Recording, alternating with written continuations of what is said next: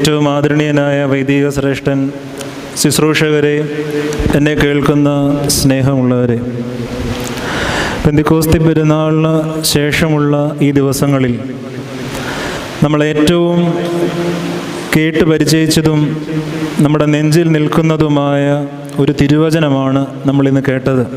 യോഹന്നാൻ്റെ സുവിശേഷത്തിലെ ഏറ്റവും പ്രധാനപ്പെട്ട ഒരു വചനം, യോഹന്നാൻ്റെ സുവിശേഷം 6-ാം അധ്യായം 35-ാം വാക്യം, ഞാൻ ജീവൻ്റെ അപ്പമാകുന്നു.